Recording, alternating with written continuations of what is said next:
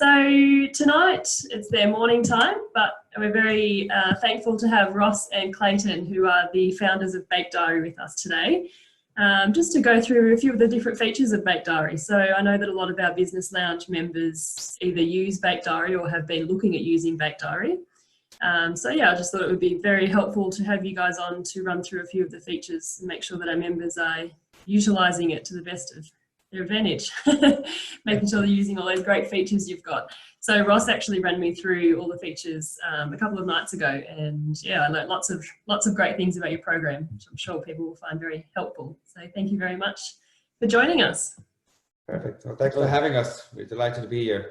And that's Ross, and I'm Clayton. I know we look the same, but just to point it out. And Ross and Clayton, you said you're from South Africa, but live in Ireland. So you've got a great mix of two different accents going on there.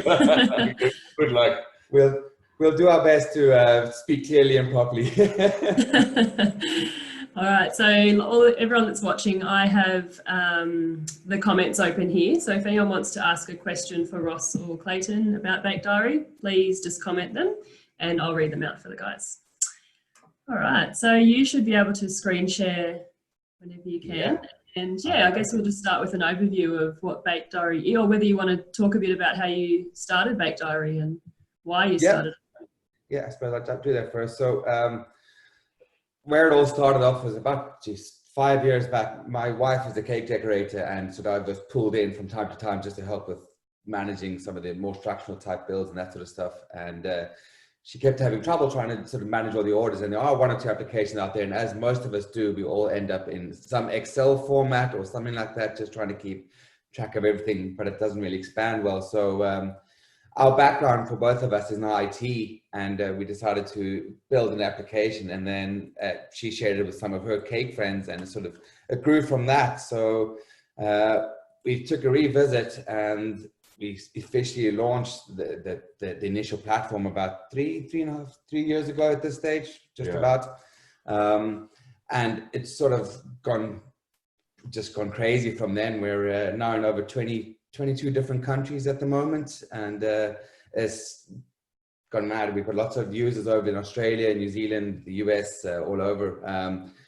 But we're got 101 ideas still to put into the application. And what's been great is we found that we get a lot of feedback from our users and suggestions, because everybody's got their own unique way of running the cake business. And most of the time, if there's something that somebody would like, they just message us and we say, yeah, you know, it could benefit so many other users as well. So it goes to the suggestion list. So a big part of what we do is just listening to our fellow cakers, and we say, right, you know, if there's value in that, certainly message us, and we're always open to taking feedback and suggestions, because I think ultimately you want to build a product or create something that's going to be useful, you know.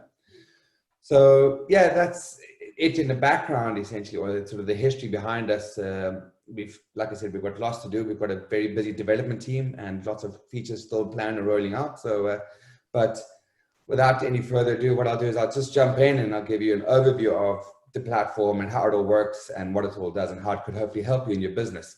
Thank you. All right, so I'll just do a share screen there. Okay, so can you all see the screen all right? I hope so. But right, I'm just going to run through a quick overview. So basically, when you first log in, one thing to mention that this is a web application, so it runs in your browser on your phone or your tablet or your laptop. It's accessible anywhere in the world as long as you have an internet connection. Any information you do, as soon as you put information up, it's in the cloud and it's available on any of your devices. We've always had a couple of questions of people like, is there an app or something like that that you can download from the App Store or the Play Store? And there isn't one at the moment. We are looking to possibly go into that, building a native app for it, but for the moment, everything is in your browser. There is one added advantage to that, is that if you ever lose your phone or your battery dies, you can just log in from another device and have instant access to all your orders and your details.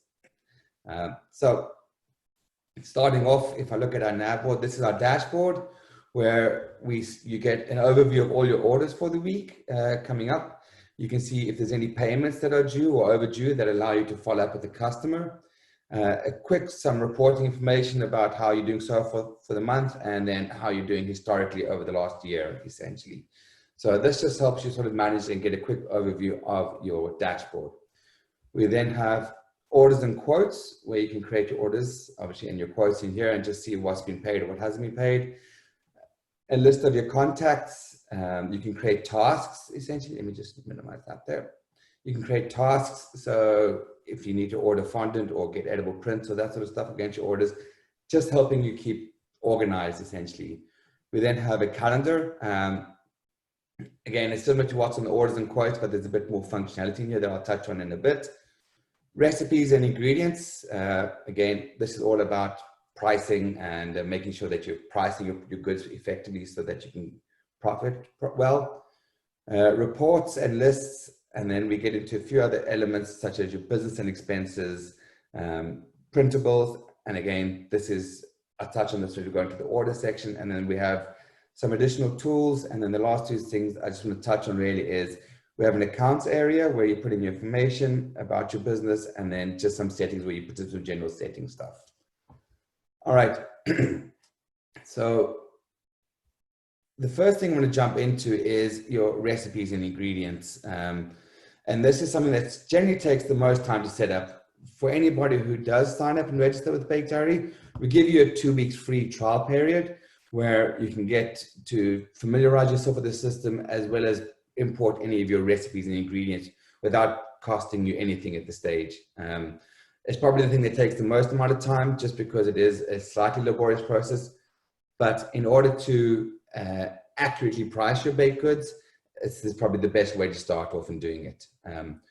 We do have another sort of add-on or feature for those cake decorators that have a good idea of their pricing and don't want to go through all the hassle of putting in your ingredients and supplies first.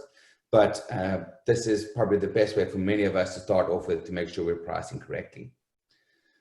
All right, so what I'm going to do is, first thing, we're going to what's called the master ingredients list, right? And now from here, we have added over 400 commonly used ingredients that we have in the baking industry. There's slightly different names. Obviously, we're based in Europe, and we might call self-raising flour something slightly different to what's called locally in Australia or the States or wherever it may be. But we have over, like I said, over 400 ingredients, and it's simply a case of just typing in flour and then looking for the one you want. So it could be wheat flour, all purpose. You select add, and you will say buy this in either a 2 kilogram bag, and it'll then add in a price for you. Say it's going to cost $3.95. All right. You can enter a supplier name if you want to. It's completely up to you at this stage. But once you've done this, if I hit save, and if I go into my normal ingredients list, so what we're doing here is you're moving ingredients from the master ingredients list and into your own ingredients list that you'll use then to sort of build out your recipes. Okay, so if I go into my ingredients list now, I'll see I have a list of all my ingredients laid out already, all alphabetized, and these are basically what I use then to generate my ingredients. If I click on an ingredient, so let's just go to my flour that I just added. I probably got a few of them at this stage. So I'll just take that one there. And what we've done is you'll see there's already a weight to volume value here. All right. So what this means is this has already been calculated for you if you add it from the master ingredients list. And this just allows us to use any unit of measurement for that ingredient now, whether it be pounds, ounces, milliliters, cups, whatever it may be. It's already pre-worked out for you. Now, if we don't have an ingredient that's already available in the master ingredients list, you can always add your own. And it could be, you can just click on new and you can just type in, say, almond flour, or add your own ingredients as you would normally. And again, you're saying what the purchase size is, say it's 1 and you're paying $4.95 for it. Now, you can simply leave this value unchecked or unfilled out, but it just means that you'll only be able to use increments of weight in terms of units of measurement. If you do add it in, it just allows you to use all sorts of units of measurements. Now, a lot of times you might not necessarily want to go and weigh it out or check it out, but you can just go into Google and just say, how much does a cup of almond flour weigh? And you'll see almond flour, 1 cup is 96 grams. So all you're then doing is going 1 cup is equal to 96 grams. Sorry, just to interrupt there, what that basically means that because kg is seen to be a weight measurement, kg, grams, teaspoons, etc., like that, if you didn't put that value in, you wouldn't be able to use the likes of, or you wouldn't be able to select the like of a cup or something like that in your recipe, which most recipes call for. They won't say, I need to add 250 grams, they'll say add 1.5 cups or something like that. So by adding that unit measure in or that conversion in, it allows you to use any form of measurement type when you're creating your recipes. Okay, so essentially now what you've done is you've added all your ingredients and you've created up your list. And again, this is the one thing that does take a lot of time to do. And a handy tip is wherever you buy your ingredients from, whether it be your local supermarket, most of them have an online shop. So what I always find is easy enough is just to simply go to their online version of the shop and search for the ingredients and just pull the prices straight from them in a separate tab as you're sort of building out your ingredients list. Okay. We have had a question that's just come in. Yeah. Renee has just asked, does it include the ability to record ingredient batch numbers for the purpose of food recall? So at the moment, it isn't available within the system. It is one of our feature lists at the moment, just to record batch numbers and be able to track the traceability. It's obviously quite important given the current situation. We don't have it currently built in, but it is on our feature list. It's a slightly tricky one because you have to be able to scan the batch code against the ingredient, but then also when you actually produce the order, say which batch code you used if you have multiple stock of that inventory. So we have it spec'd out and we have it sort of written down correctly. We just haven't implemented yet. We just don't have enough hours in the day at the moment. But yes, it will be a feature that will be added into the system. The next thing I'm going to jump onto is just into the recipes itself. All right. So once you've added all your ingredients, you can, I'm just going to take a chocolate cake one there. That one. All right. What I've done here is this is the existing recipe, or I suppose before I jump into that, I'll just create a new recipe. So you've added all your ingredients that you need, and all you want to do then you go add a recipe, right? So you call it a 8-inch round carrot cake, right? Or it could be carrot cake, 8-inch round. And this can be your grandma's favorite recipe, right? Category, again, you just select the category that it's going into. Servings over here is basically just a guideline for you to have if you ever need to print out your recipes. A lot of times from an EHO or a traceability point of view, you need to have a printable version of each recipe. And this is just a place where you can add that now. Again, the servings would vary depending on your portion size ultimately. For a 1-inch by 2-inch portion size, 24 servings is the typical amount for an 8-inch, but this can be up to you what value you put in there. And all you're doing here now basically is adding in your ingredients. So if I'm searching for flour, let's just go self-raising flour, and I need 2 cups. Essentially, you can choose from all these units of measurements here when you're adding them, whether it be grams or let's just say it's 400 grams, and add that to your recipe. So it'll keep adding all these values down. Okay. I'm just going to jump into an existing recipe because it'll be easier just to go through some of the values there. So I'm just going to jump out there quickly and go into 8-inch chocolate cake. And I'm just going to go into the edit stage. So what I've done here, I've added all my ingredients. I've added my recipe instructions, directions. And then we also have the ability for you to check off allergens that may be contained within that recipe, okay, and any storage information. This will all make a bit more sense when we go into the order itself, and you can see that information called out when you're doing other cake markets or that sort of stuff. You have the ability to reference this information. So one thing you'll notice is based on all my ingredients here, I have a cost price and a custom price, okay? Now, what a custom price is, it allows you, if you have an ingredient that might fluctuate quite a bit in pricing, it could be vanilla extract or eggs or whatever it may be, you can build yourself, have a built-in buffer built into the system. So basically, I might say that I know this recipe only cost me $5.36, but one of these prices changes quite frequently. I don't want to have to monitor every week or 2 weeks. I'll just give myself a bit of breathing room. If the price changes by a couple of cents, I'm still fine. Okay. For the most part, you'll probably just leave it as the cost price and the custom price to be the same value. But it's just, if you are in an area that has fluctuating ingredients, this is where you can cover that off. One thing to mention is that when you do go and necessarily have to upgrade a price of an ingredient, it'll automatically roll out into all of your recipes and bundles afterwards, and it'll impact your pricing. Okay, so what I've done here now.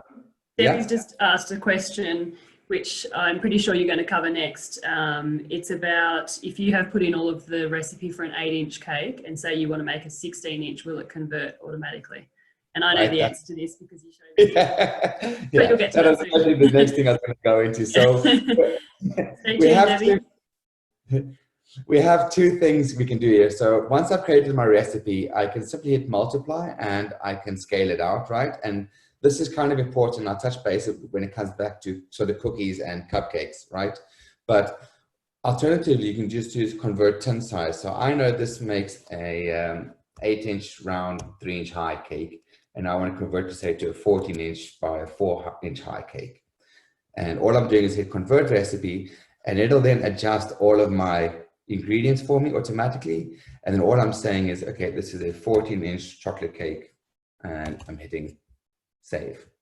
And that's it, done, essentially. It's converted all your quantities for you, and you should just be good to go. The one thing it doesn't do is tell you how long to bake it for now. It won't adjust your cooking time or your baking time for you, but it will adjust all of your ingredients and that sort of stuff for you. Okay. One thing if you add in cupcakes essentially into your recipes, or brownies, or whatever it may be. So I'll take a brownies there, for instance. And I've got, back one. Let's just go into brownies again there. Sorry, that was just a test recipe. So if I'm looking at, this is a chocolate brownies recipe at the moment. And a lot of times what's become quite popular is sort of graze boxes or treat boxes at the moment that a lot of cake are doing. And say your recipe makes a 12 or 14 or an odd number of cupcakes and you're making 15, whatever it may be. What helps a lot is to take your recipe and find out what a single unit of that recipe costs you. So this is like, if your recipe makes, in this case, 12 brownies, you want to hit the multiply button and you want to multiply it. So 1 divided by 12, and I think it's 0.0125, I think it is. Or no, it's 0.83. Yeah, probably that's still early here on a Sunday. But you can basically just hit that, enter that value. So it's just a case of saying, bring up your calculator, say, right, what's 1 divided by 12? It'll give you a number, and all you're doing is hitting multiply. What that'll do is it'll break down your recipe into what a single unit of that costs. Okay, so I'm just going to say this is a chocolate brownie and it's a 1. Okay, this is only really handy or helpful when you want to say somebody's ordering a treat box and you want to add 4 of that item into your treat box. So instead of having to work out what a third of 12 is in your quantity values when you're putting it into your order, you can just say, I want 4 of these or 2 of those or whatever it is. Okay, it's just a nice little handy trick, and also to lead on to the bundle side of thing next. Any other questions for the meantime before I jump on there? No, you've just answered Olivia's. Was does it tell us how much per cookie or cupcake, so they can do that for any of the recipes? Yeah. So, and it's again, what happens sometimes, and it all depends on where you are in the world and how you measure out your things. So a lot of people would make cookie batter or batter for cookies instead of a quantity. So they'll do it by weight essentially. And again, the same thing here. So this is a cookie batter that makes 600 grams.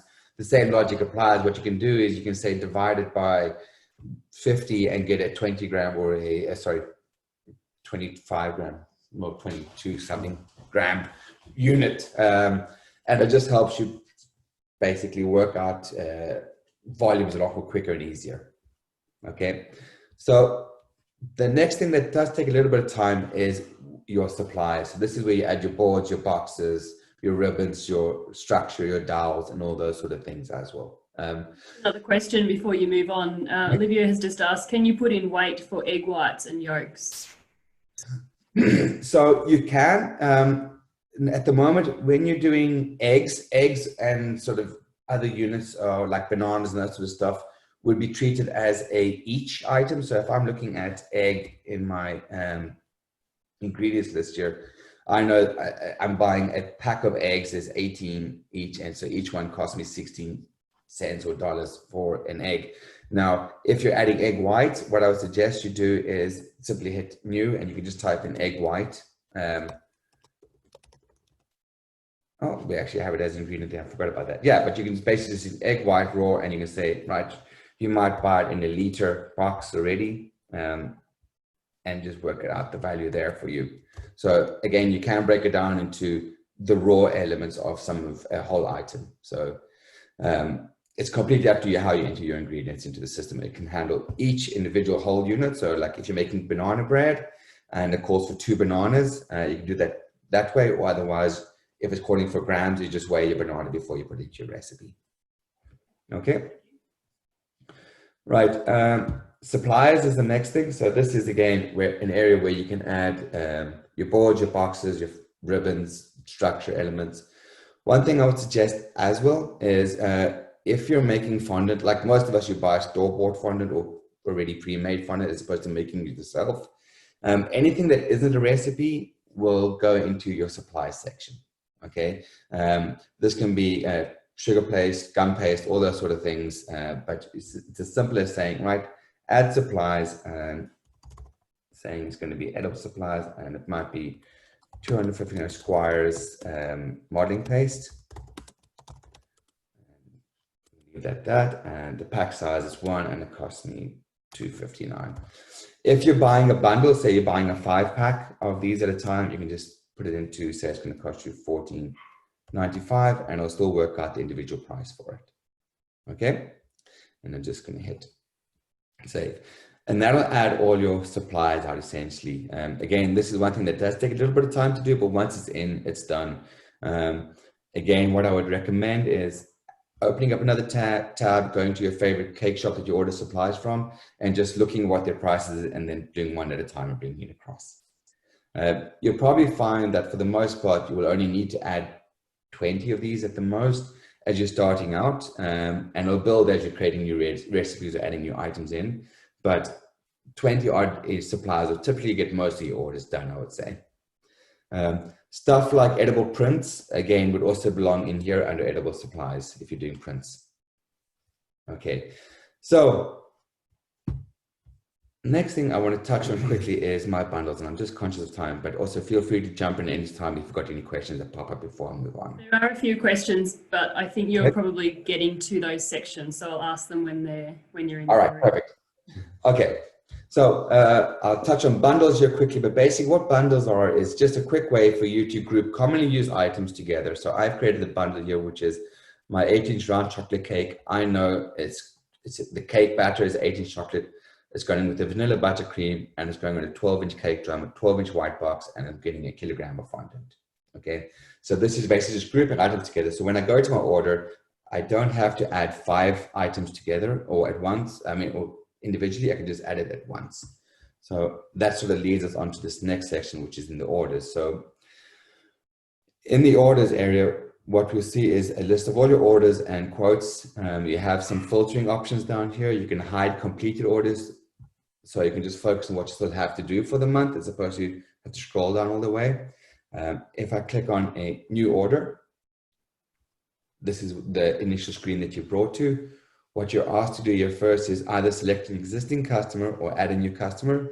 Adding a customer is as straightforward as saying, right, it's going to be, this is for Janet Doe, and janet.doe, and you can put in the contact number, and the source will be where it came from. Say it was a Facebook inquiry or whatever it may be, or an email, and you can add in the address and any other information you want here, right? Once you click add contact, that's the contact created in your system already, all done. The next thing we want to do is we can choose whether this is either a quote or an order, okay? And then there's the order number is automatically incremented from your last order. If you have an existing system in place, you can set the starting number here within the settings area, but I'll come back to that at the end of this. Next, you set the date that the order is going to be due for. You'll see we have a couple of blocked out dates here. This might be if there's kids on holiday or you have holidays planned or something like that. You can block out these days on the calendar, and I'll show you that after this creation. So from here, I say, right, this is going to be on the 29th of July. We have some events down here. You can add these or adjust these as you want to within the settings, but these are some of the most common ones that people have. And this is going to be for 7th birthday for Sam, and he wants a Batman cake, right? This is just where you write just a quick theme of what the order is so you can easily remember and see what it's about. Next thing you want to do is add whether it's going to be collected or delivered. Say it's going to be collected from the cake studio, and it's going to be at 2 o'clock, all right? And you can attach some images to it. So a lot of times you want to attach inspirational images, either sketches that you've done, Batman cake. I'm just going to go into Google here and just download one here quickly. Let's save image.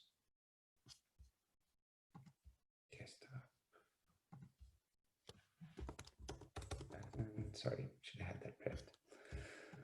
So I'm going to go here, choose the file I've just had. There's Batman. Okay, and then I want to get into now the actual order part of this. Okay, so this is where we have, you'll see there's two buttons here. So the first one is what's called the quick add, and this is for those cake decorators that have a good idea of what their pricing is already, okay, and don't want to necessarily have to go through the hassle of putting in all your ingredients and your supplies. You simply hit quick add. These are the list of the most commonly used products that we have. This is a fixed list at the moment. If you have a product that isn't available in this list, you can always include it under the other section, okay? But you can very simply go, right, it's going to be a cake. It's going to be an 8-inch round, and say it's going to be a chocolate fudge cake. Cake filling is going to be vanilla buttercream, which is fine. And then it's going to be sugar paste. It's going to be covered in fondant, essentially, and it's going to have an edible print on top. Okay, now, we don't have any ability. So if I say it's going to cost $75 or euros for it, I can put that value in immediately there. You'll see, you might not necessarily know what the cost price is for this, but this is just for those that want to say, right, I'm happy enough with my pricing. I just want to record stuff really easily in a convenient way that I can track in one place. If you know what your cost price is, you can put it in here. So say it's going to cost me $35.70 for this cake. Now you'll quickly see that the sell price has changed, okay? Within the settings, I have a preset value that I want to put a 50% markup on all of my orders. So whatever your cost price is, it'll automatically set a sell price to that 50% of that value. Now you can always override this yourself if you wanted to. So it's just a guideline to save you having to put in all the information. And then last but not least, if you're registered for tax or you are charging GST, you can simply set your values here and choose them, and I'll add them to the order. Okay, I'm just going to turn it off for now and hit add cake. So once you've done that, you pretty much hit done and you save, and that's your order ready to go. It's giving you your price. It tells you how much your profit margin is, and you have the ability to put in some discounts or setup. Okay, now this is obviously the quick and easy way to do it. The other way of doing it is we're using now recipes to get an accurate price for what this order has. So I'm going to remove that item there quickly, and I'm going to hit add item. And this is the normal form you would see if you're using recipes and supplies. So I'm selecting cake. It's going to be an 8-inch round chocolate cake. Oh, sorry, typo there. And it's going to cover it in fondant. Okay, so referring back to those bundles that we created earlier, now I can either add my recipes and supplies individually here, or otherwise I can just simply click on the bundle and I'm going to add my 8-inch chocolate cake. And it'll bring in all my recipes and supplies down here, okay? You'll see the value is still set to 0 because it doesn't know how many servings you are doing this. Now, typically for an 8-inch cake, you can either leave it as 1 if you sell the whole cake as a whole, but for those that price by serving, you can set the number of servings that the cake will do. Okay, so this is going to be a 24 serving cake, which you can do 1 inch by 2 inches. We then have hours. So this is how much time you're going to spend doing it. And I know this is going to take me 1.5 hours to make the cake. And then we have an overhead fee. So this is again, there'll be a value based on your rent, your mortgage, water, your rental space, electricity, gas, all those various things that you want to put some money in there to cover yourself, to cover your business. There is a overhead calculator within the tools section that'll help you figure out what sort of percentage you should be charging of your sales to cover your overheads. For now, I know my typical overhead cost is about 40% of my calculated price. So if I'm looking at my calculated price of 27 euros and 40% of that, I'm going to put about 12 euros as my overhead fee there. Okay. So all in all now, it tells me, based on all these details so far, my calculated price for this cake is 39.23, and it gives me a cost per serving of 163. Okay, now, if you sell per serving, you can simply say, right, I sell each serving at $3.50 or €3.50, or otherwise you can use it as a profit margin. So you want to set, I want to put a 50% profit margin on it, and it sets your total value. But a lot of times that'll just give you a very odd number. Sorry, hours, I probably should be a bit more higher with the modeling. That'll just give you an odd number. You can always change it to a sell price and say, yeah, I'm just going to sell this for 65. Okay, and override your value. And again, you can set your tax rate at the end. If you click on your recipes there, you can always add your additional recipes. So I know I need to add in some ganache. No, I don't think I have that as a recipe there. Butter cream. Yeah, I'm just going to add my vanilla buttercream and say I only need half a portion of that. So this is where you go and you change your quantities for your recipes or your ingredients. And again, if I'm going into my supplies, I've got all of these items. It's my cake drum, my box, my fondant, my ribbon, and I know I need an edible print. And I can always just add them on as an extra item at the end. So the bundles that we import at the beginning or that we use at the beginning is just a quick way to add a lot of these values, but you can always change them or adjust them or remove them whenever you want to. Okay, so if I go back to my details, I'm now seeing, oh geez, looking at all that sort of stuff, my price has jumped up quite a bit. My profit margin is not 25% as a profit margin might have been enough. You might want to push up to 40% as a profit margin. And again, you're getting a funny number. So all you want to do is change your to sell price and say, right, I'm selling this for 85. Just a nice round number that your customers can use. And then you're hitting add item. So once you've done all that, all you're doing is you're hitting save order. Okay, and that's your order done essentially at this stage. You'll see it tells me my gross profit margin is 24 euros. This is your profit that you put into your own back pocket. It's not paying yourself a time. The time that you set for to create the order is seen as a business expense. But essentially you are still either paying yourself or somebody else those 2.5 hours of time. But this is your profit that sits on top of the order. Any questions? Yeah, there is a question that's come in from Tony. Is there a way that you can work out the total of the order without having to make an invoice? So if she's wanting to get the total for making, say, a 6-inch chocolate cake, she's currently making a fake invoice and adding the recipe bundle, then adding on the extras plus profits. So basically, can you work out the cost of a cake without having to do it through an invoice for a customer? She's making a fake customer at the moment. You could, at the moment, this is the new product section that we're adding. So the short answer is right now you could create a dummy invoice that says straight to yourself, so you can get the calculations out of things. We are going to be adding, if I go back into here, my bundles is going to be changing to what's called my products now. There's a new update coming, which will essentially give you the ability to do exactly what Tony's looking there, where you have all that flexibility of the pricing side of things that you have in this pop-up, but not within the invoice itself. So it will give her the ability to work out the price of an individual product, but not necessarily have it associated to an invoice and order.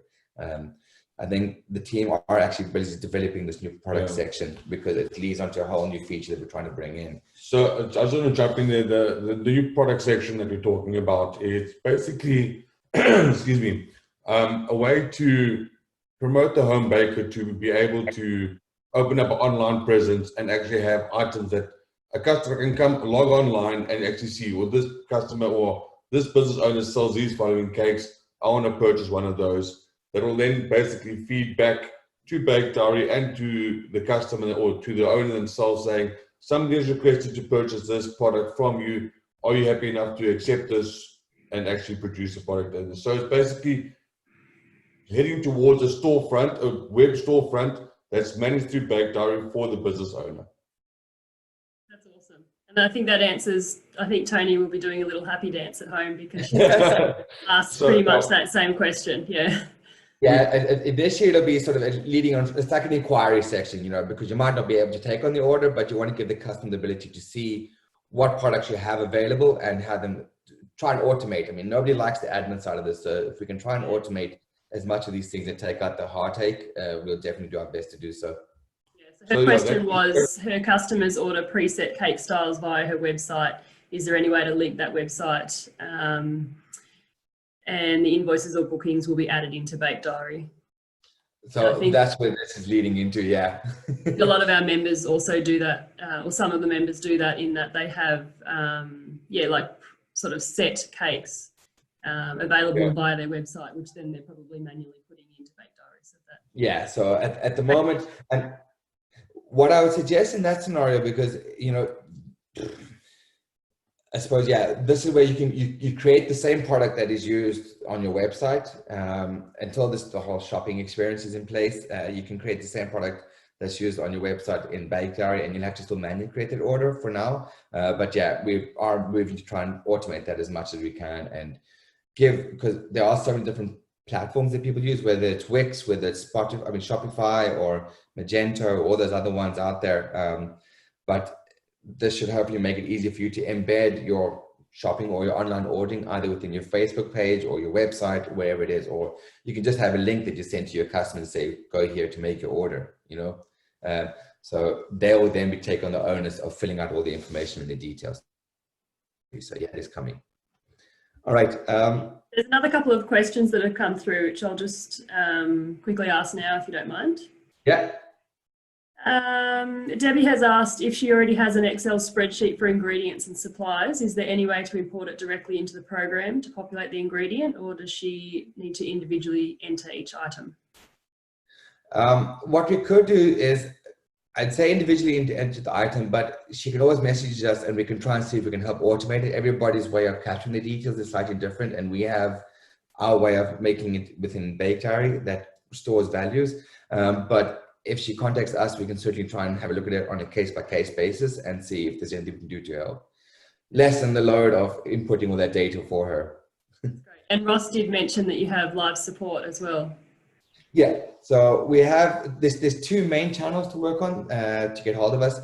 Typically, time zone given the restrictions, but Facebook, feel free to drop us a message on Facebook at any time. Our Facebook page, I'm sure you put in the links afterwards.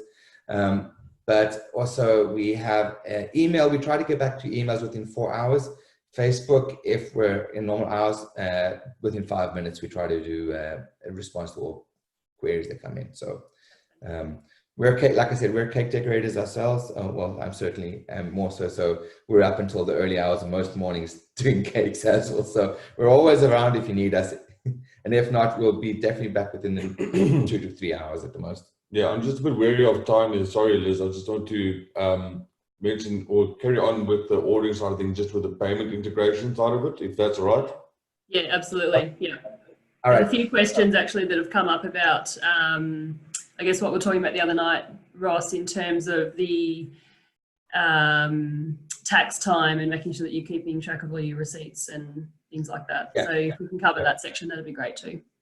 Yeah. Sure. Okay, cool. So I'm just going to go back here and tidy off the last few things on this area here, right? So from here, you can very easily download the invoice as a PDF file, or you can click on the email and send the email straight to your customer. Now, if I just say it's going to bakediary@gmail.com, and here is your invoice, send invoice. Okay, now what this will do is this will obviously send the email. It'll come from do not reply at bakediary.com, but it'll have your business name in the email essentially. And everything is tracked in the order log at the bottom. So you see there's a timestamp of all the events that have happened for that order. If I go into Gmail there now quickly, I'll see there's the email that's just come in. And the PDF file will be attached, but it'll say, hi Janet, here is your invoice. To view your invoice number, click here. And this is essentially an online customer portal that your customer will have access to. Again, It'll have your business details up top here and your ABN number. It'll have your logo, and it'll have all the details for the order here. Your customer will then have the ability to pay online. If we currently support 2 payment options, the one is Stripe or the other one is Square. We have users using both of them in Australia, I think. But Square will probably be the more popular or more common one that a lot of people would be familiar with. But essentially all you're doing is you're hitting a pay button, and that'll launch a pop-up screen that the person puts in their card details. As soon as that payment's done, you will receive an automated email from us to say that you received a payment for this order, and then the status for the order will also be updated to be paid or whatever it may be. Okay.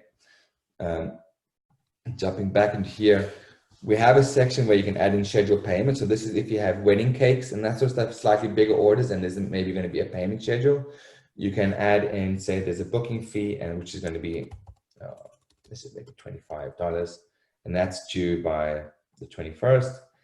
And then I want to add a scheduled partial payment, which is another $30, and that's due by the 24th. And then you can add a final payment, which is due for collection of the cake, and that's going to be by the 29th, and that's going to be, what's that, $655.30. Okay, so you'll see we've now added scheduled payments. If I go back into my customer portal and just refresh the page, your payment schedule will now be instantly available there for your customer to pay these split payments, or they can pay the full amount if they wanted to as well. Okay.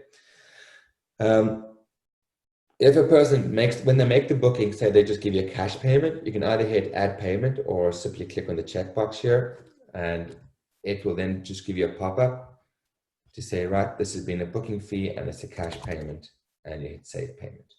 And that's you recording your order. Okay. When you set up those scheduled payments, do the customers get reminders when they're due? At the moment, unfortunately not. There isn't a automatic reminder they can send out to them, because we're not always sure whether a customer has an email address associated with them or whether the email address is valid. There is a concern that we need to be wary of, is that if the email address is invalid and we start sending out automated emails to the customer, it could have negative impacts in terms of the mail server and that sort of stuff, without getting too complicated. You can see, Ross was showing me the other day, when you go, and you'll probably show this in a minute, when you go into your contacts or your orders that are coming up, you can see the payment status. So maybe you can run through that part. Yeah, I mean, if I go into my dashboard, you'll see what payments are due to come in there, essentially. So for this week coming up, I know there's a payment that is due to come in from Deirdre Flood, and now it's overdue. So I can just go into the order and either send her a follow-up email straight from here, or give her a ring, or say, well, I can't do this order until I get this final payment, you know? Yeah, it's also going to be if you went into the customer themselves. Click on the customer. Or I'll go to the one we just created, actually. You'll be able to see a tracking of all their orders that they've been done for their side, and the status of their order. You can see for that one, a booking has been paid, so therefore that order is a state book. So if they are doing 10, 20, 30 orders over a few months, you can see the status of those orders to see which are partial, which are fully paid, which are not. And I think this is what you were leading to, Liz. Am I correct? Yeah. But also, as you were mentioning, with the sort of the calendar that comes up, you can see what payments are due that week and what's overdue. Correct. Yeah. Just while we're on here as well, what I wanted to touch on is you'll see there's important dates here. So this is really good for helping build customer rapport and that sort of stuff. And say you're making a cake here, and it's for the 29th of July. You can just say add an important date, and it's going to be Sam's birthday, right? And add a reminder to my calendar. So every year now, you'll see, if I go to my calendar, I'll see there's an event there for Janet Doe, it's Sam's birthday. So this time next year, when it comes up and you started to plan how busy your month is going to be, you can very easily just see what's happening, or 21 or 22. And then you can see, let's jump forward again there. Okay, there's Sam's birthday on the 29th. Let me drop a message a week or 2 weeks beforehand and say, have you got a cake booked? We're having a special 10% off for repeat customers. And it just helps you build a customer rapport, and it's very more important, like if there's weddings and you want to say, oh, happy anniversary for your wedding, you don't always need to be sending out or pitching an order to a customer, but you could also possibly just a gentle reminder or pop up letter in the card or card in the post. It's just a small little things that nice for reminders for customers. And that's something that we touched on in the workshop that we've just done in the business lounge. Like you just said, adding in a reminder for Sam's birthday next year, and in 11 months time, you know, if I got an email that said, hey, do you want a birthday cake? I'd be like, yep, definitely. That's just makes it so much easier for the customer and makes you look fantastic as a business owner when you email them and say, hey, do you want me to sort out your cake again this year? So that's a really great feature. I don't know if you want to show quickly a sample of the invoice, just to show. Yeah, so I'll just download it in the PDF version of the invoice here quickly. Another few questions that have come through, which I'll just quickly ask. Olivia has asked, and I know this feature exists because you showed me, Ross, where do we put comments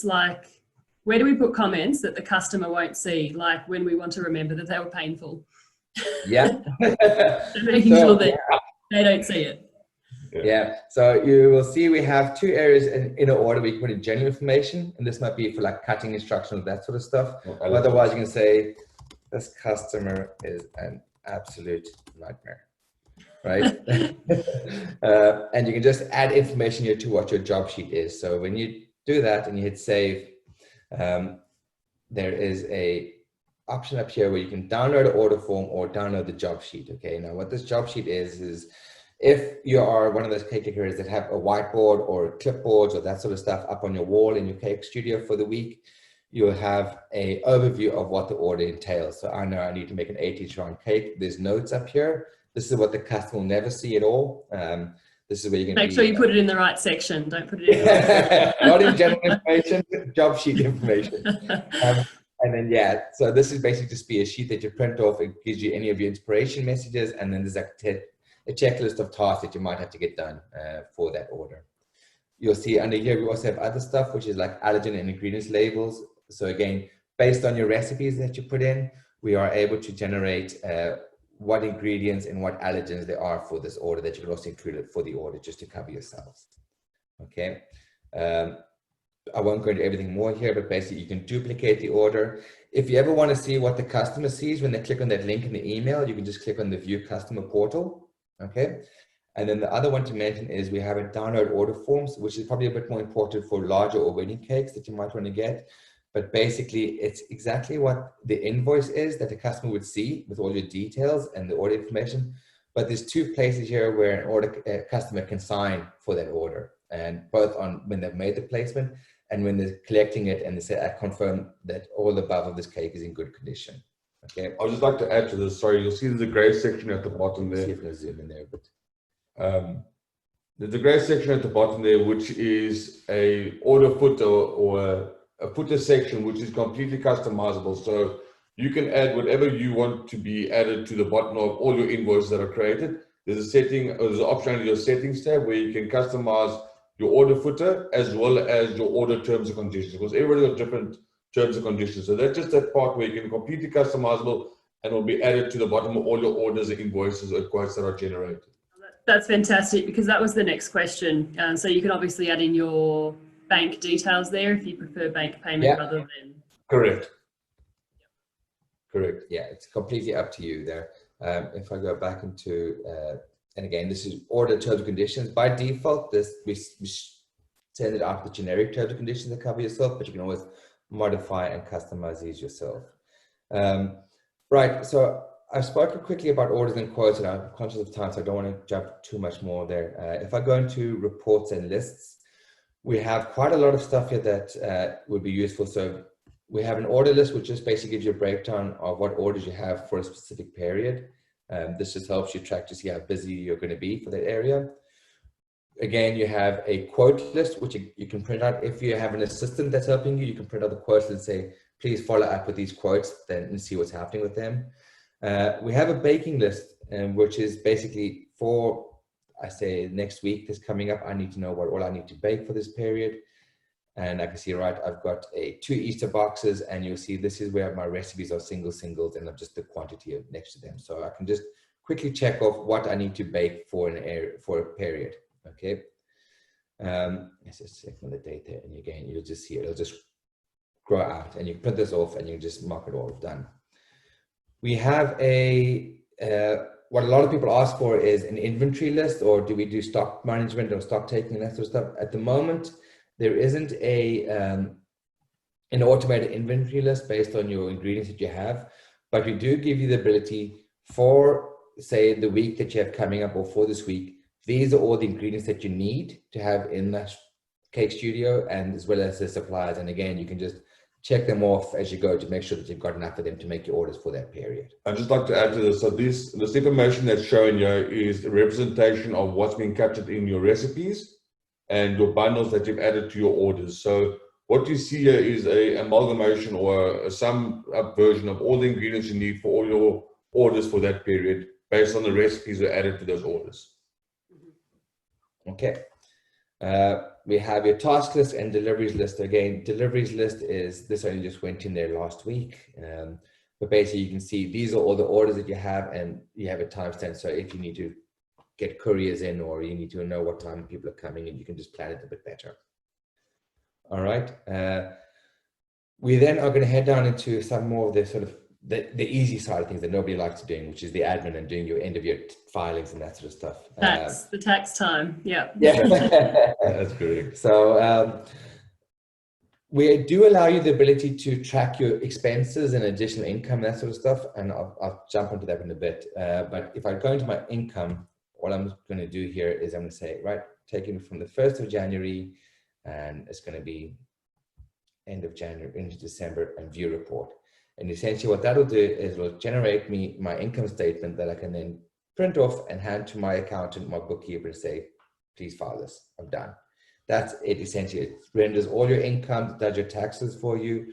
You'll see we have an area which is additional income. So if you are doing either courses or craft markets or that sort of stuff, where you want to record any other income you get into your business that not necessarily as a direct result of an order, you can record it there.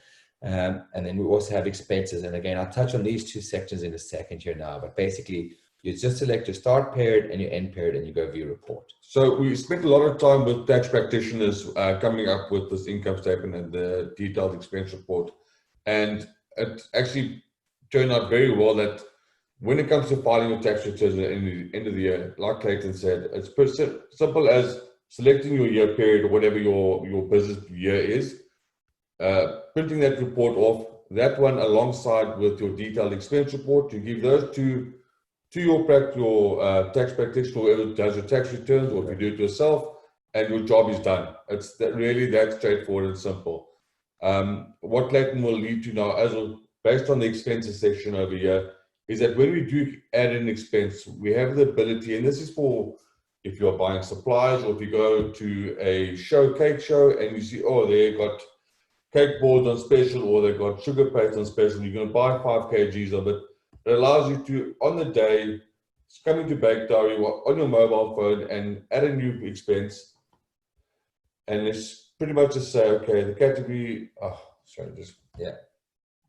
So you're selecting, you're buying ingredients or supplies or whatever it may be, equipment, storage, it's up to you.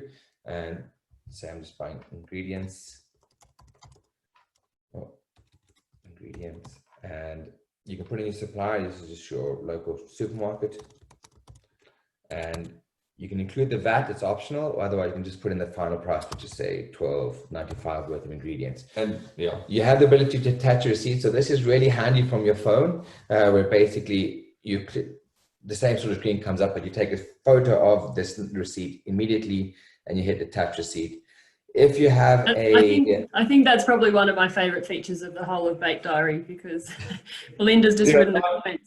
Belinda's just written a comment saying, "Oh my God, my accountant husband will love me. No more shoeboxes full of receipts." I think a lot of people, yes, completely understand where she's coming from there. So if you use that on your phone, you can literally buy something, take a photo of it, and upload it straight away. Yeah, I mean, and again, you can do the same thing even on your phone. So you might, I mean, even on your laptop, if you get a PDF invoice or something like that, you can just attach it as a receipt to the order there, and it'll appear up as a link, as you saw there. So you can always go back and view them if you need to as well. That's expenses. You can track your mileage as well. And then last, you can just sort of add additional income, which is the same sort of thing. So I did a Christmas market in July, and I've made 125 euros from that sort of stuff. So again, it's all very straightforward.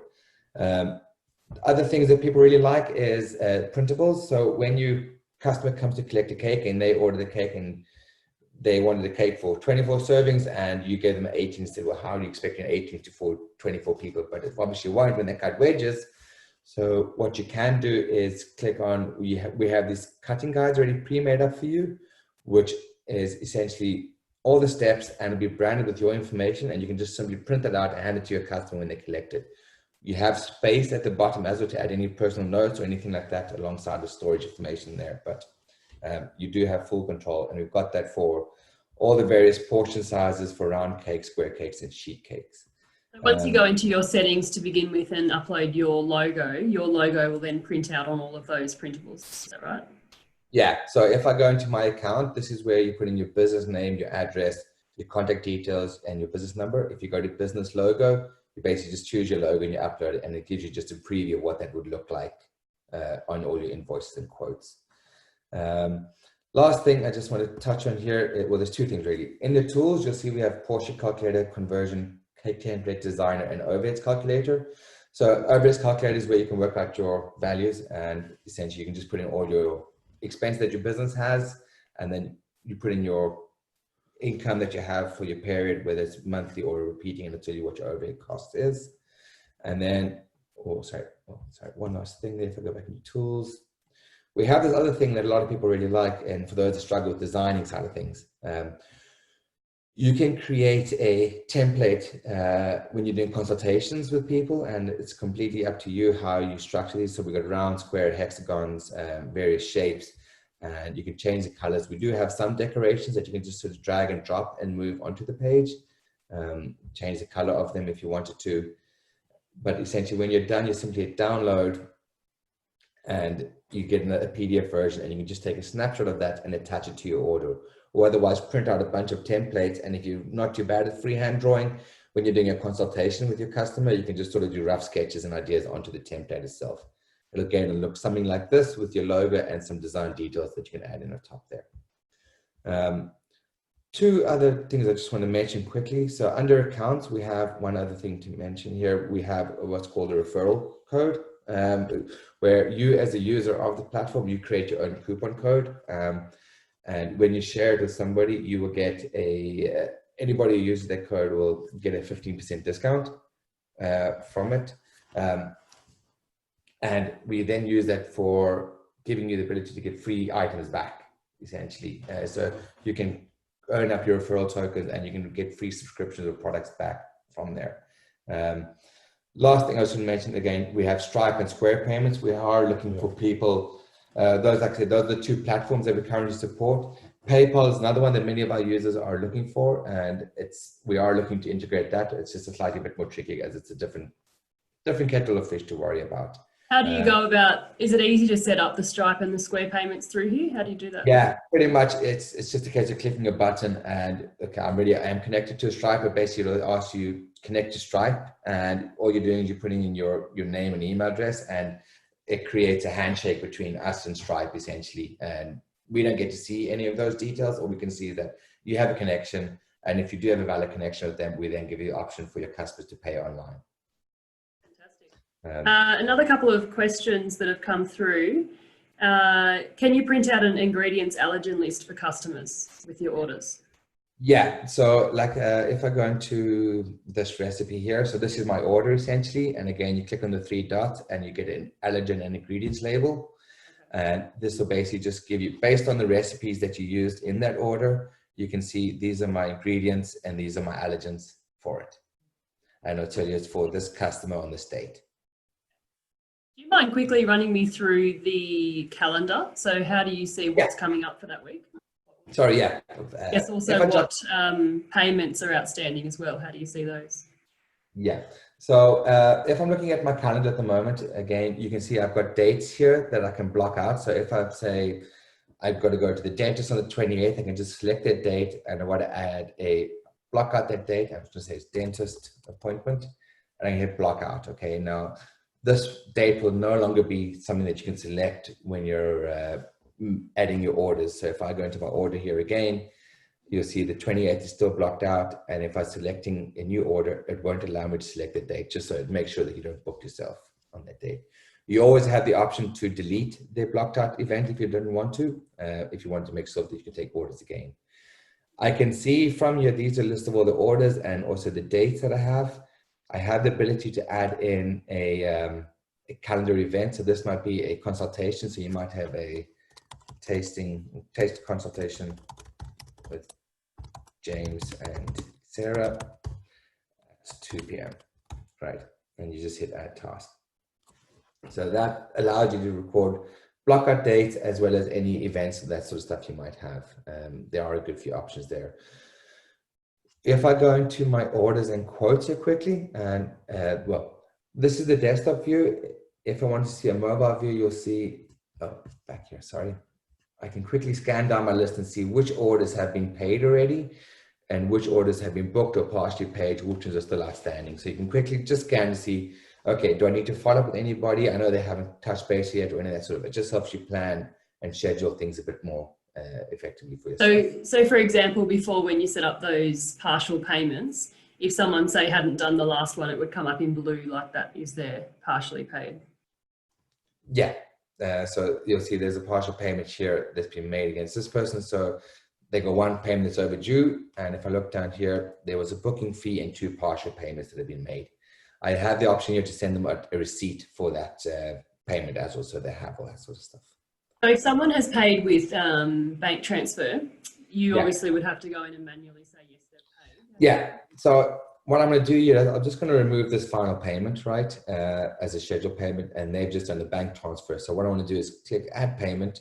There's 45 outstanding. I'm just going to say it's a final payment and it's going to be a bank transfer. Save payment. And that's it done. And you'll see once a order has been paid in full, the status changed to paid, and you aren't able to modify or change any of these items. If you want to change something, it'll give you a message saying modify order details. To change products and values for this order, please remove the final payment first.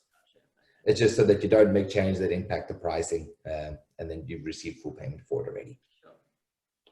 One other question that's come in is just around that referral code. Is the referral code for us to share Bake Diary or for customers to refer other customers to you? Can you just run over that referral code again? So basically, it's a reward scheme that we put in place in Bake Diary for our customers, Bake Diary's customers being your members, etc. And it allows them, and you probably will see it on a few of the cake groups or Facebook groups and the different cake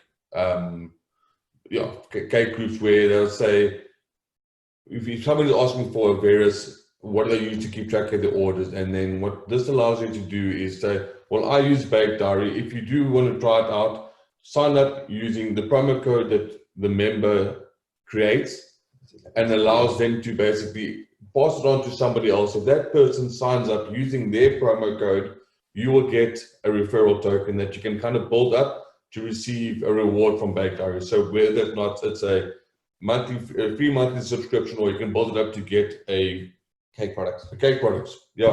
From modeling tools to anything like that. So there's basically a reward scheme for our members to basically say, yes, I'm a happy customer of Bake Diary.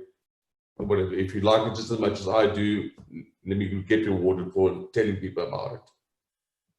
Sure. Yep. Perfect. Okay. So if anyone else has any other questions, feel free to comment them. Or if I did miss one of the questions, there's been lots of comments, so I may have missed one. Feel free just to type it again. And if anyone is watching this on replay, if you would like to send your questions in, I'll just see whether Ross and Clayton are happy to answer them after this live as well. Yeah. Sure. By all means. And like as you said, I mean, we are being cakers and bakers ourselves. We work the same crazy hours as everyone else does. So 99% of the time, if you have a question or if you're stuck on something or just like to bounce an idea, drop us a message on our Facebook page. We're more than happy to engage in response and help where we can. I think the biggest thing that we've seen, especially starting out Bake Diary, is that the cake community is a very special bunch of people, and everybody tries to help out anybody who they can. I think we all know how difficult it is to make any kind of decent income from a baking business, and we know how hard work it is. So if anybody can help out, we're more than happy to do our fair bit. And Ross and Clayton have been kind enough to offer a discount for all of our members and followers for using Bake Diary. So I'll share that discount as well. So that's for both the monthly and the annual subscription. So thank you very much. That's very generous. Thank you. Now, to see if there's any other questions. Is there a way to print out post or address labels? So people are sending cookies or toppers or anything like that in the mail? And no, unfortunately not. I know it's a more recent request that has come up, especially given COVID, the situation where people are posting stuff out now. And I think it only came up about a week ago that it was a request. And I know we have it in our discussion. Every week we do a discussion with the team to see, these are the suggestions that came in. Which ones are we able to add and how long it's going to take, and just prioritize what's coming in. We are conscious that we don't want to make an overly complicated system because that just becomes too scary for many users. So we do quite a stringent sort of process of filtering out what we are adding and what we're not adding. But certainly given the current situation, printing of address labels might be something that's worthwhile doing. We don't want to reinvent the wheel or create something that's a bit more complicated. You do have the ability to export your contacts list essentially here and get details out here for it if you want to import it into something like some sort of mail merge type scenario, but at the moment we don't currently support a labeling. And it may just be if you are posting a lot of things, if people can export their contacts in there. I know like for the subscription box that I have like a Dymo printer, and I just import the whole list and then tick on who I'm sending it to. So that's a pretty simple process if you do post a lot of things. Yeah.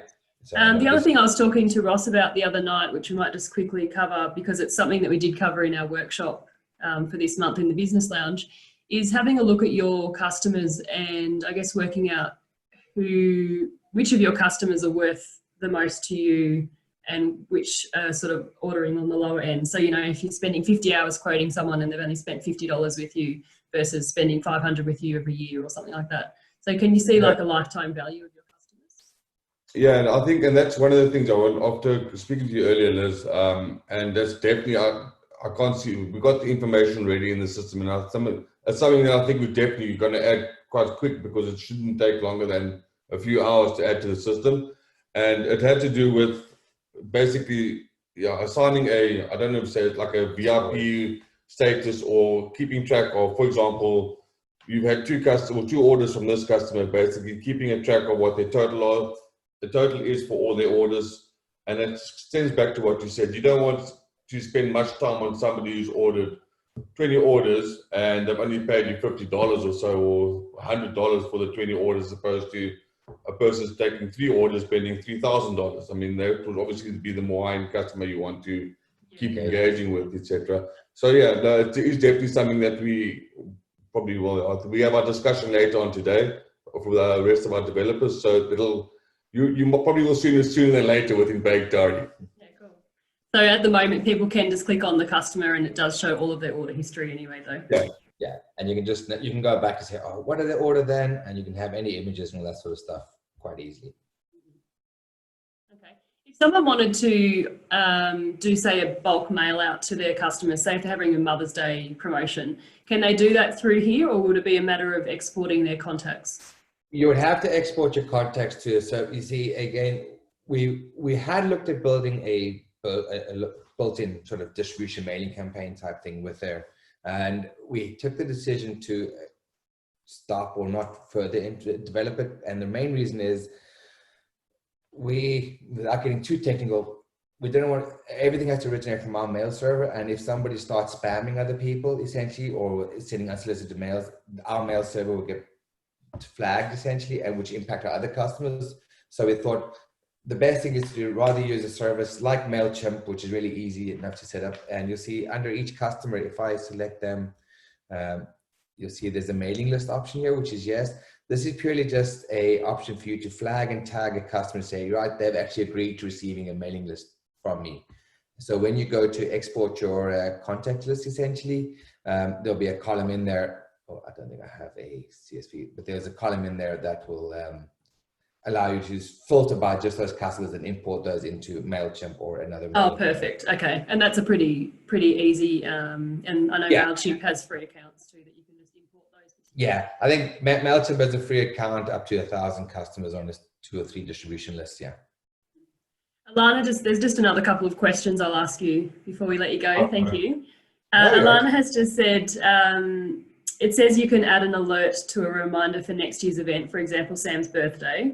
When or where does that show? Does it pop up, say, a month before, or is it depending on when you put it in to pop up? So at the moment, that alert will be added to the calendar. So if I go to 2021 next year and you're looking at your calendar, you can see that there's Sam's birthday up there. It's up to you whether or not to engage with that interaction or with that alert. One thing we are on our development list is trying to integrate this with like a Google Calendar, so you can utilize a lot of the Google Calendar alert notifications on your phone. You know, the one drawback of not having an app per se is that you can't do like push notifications and alerts. But if we are able to fully integrate into Google Calendar, we could use the Google alerting system to do it. So that's one thing that our team are actively looking to fully merge or bring over, or at least be able to push your calendar events onto a Google Calendar as well. So in the meantime, though, you can still see all of those by looking at your monthly calendar that's coming up, for example. Pretty much, you can see, or if you go back and forth, you can just see which orders are coming up and who you can follow up. So one of the things that actually recently came up, and that's in development at the moment, that come Sunday every week, if you have opted in for the option, we send out an automated email to you as the customer to say that these are all your orders for the week ahead, just to kind of give you in preparation of a heads up of what's coming ahead. And one of the requests was, and which is in development, is to the same logic where you got orders for the week ahead, you're going to add whatever reminders that you have in part of that mail as well. So in your week ahead, these are all your alerts that are being captured as well, just so you got some time to do something. Now, maybe a week might not be enough, but it's just an interim step. Yeah, that's great. So you can set it so that at the start of the week, say Sunday or Monday or whatever it is, it goes, okay, you've got these orders, they're due on this date, and this is what it is. Yeah. Yeah, that's cool. Yeah, so every week on the Sunday, we send you out an email update saying these are your orders planned for the week. Then we'll just be adding to this functionality where you can include, these are your emails and these are your event dates for the calendar for this month, essentially, and just have that monthly view on that. Yeah. And I think that one of the other things that, because we focused on having it accessible via any device, if it's your mobile or your tablet or your PC, most times nowadays everybody's on their phone a lot more than what they should be.